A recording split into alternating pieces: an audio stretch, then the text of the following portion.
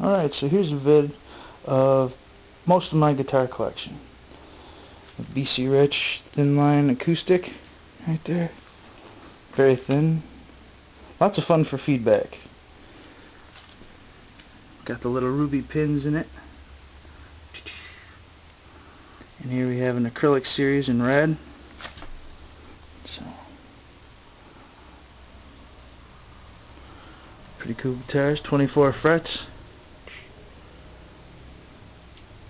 And as you can see, the headstock is also acrylic.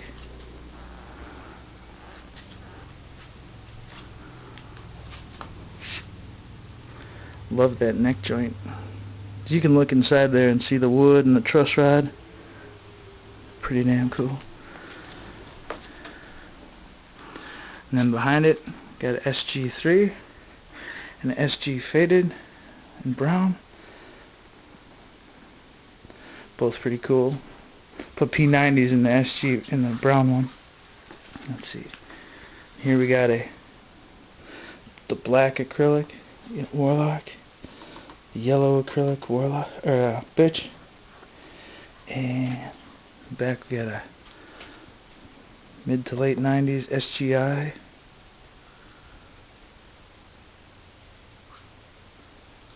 This was a guitar that lots of guitar shops told me didn't exist. So that was pretty cool to find one.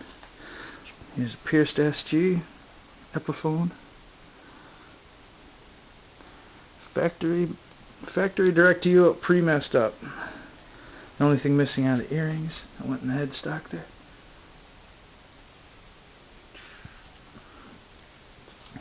And here we got the slime green BC Rich Bitch, which never shows up right.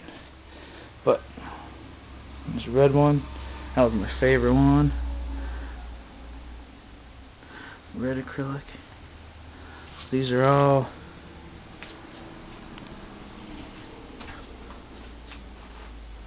the acrylics that I got. And then we got a late 80s bass, BC Rich Warlock bass, a Regal Resophonic with a lipstick tube pickup, another SGI, this time in red burst, and then a 67 Gibson, I can't remember what this EB3 or EB2. Got the Synchromatic Malcolm Young Gretsch in the back there. My Lone Fender. I replaced the pickguard on it. I thought that was the coolest pickguard I've ever seen. And those are the pickups out of my first guitar. So that's all that's left of the guitar. That's why you don't borrow guitars to friends. And over here we got Taylor.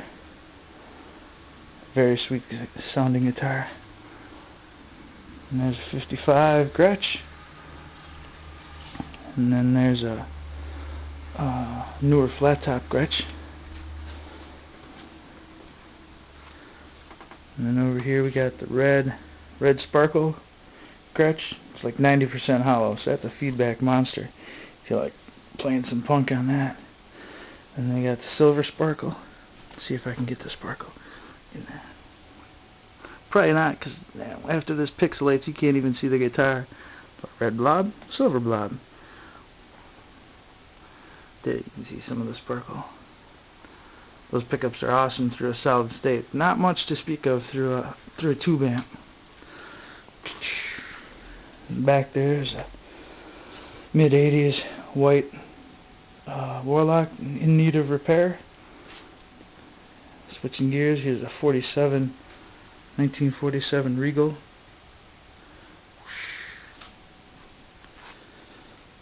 Jazz box with the F-holes.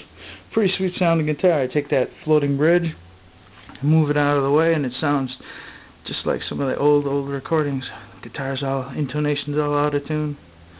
There you go, got a Rico in the background there.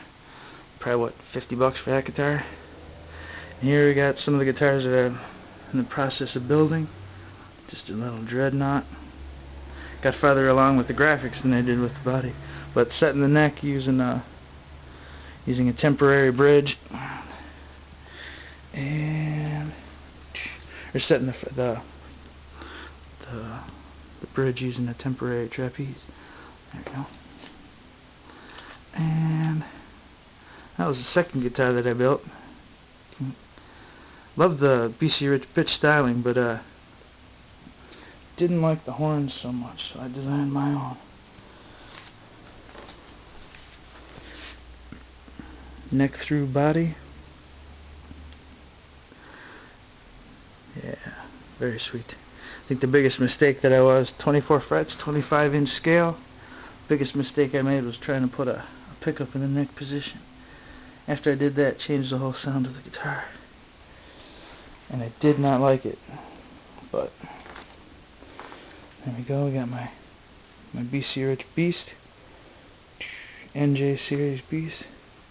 This guitar was primo. Borrowed it to a friend.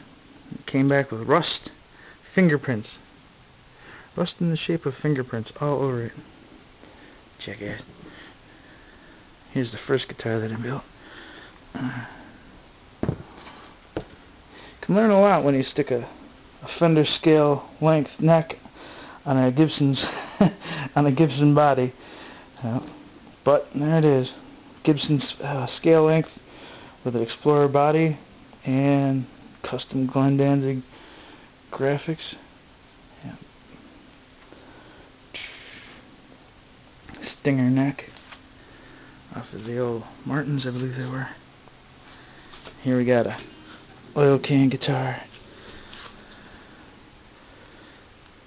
Cost me more for the oil can than it did for the rest of the guitar.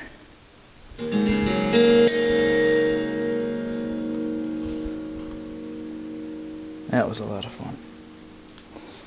Alright. Last but not least, the guitar I'm in the process of building. There you go. Alright.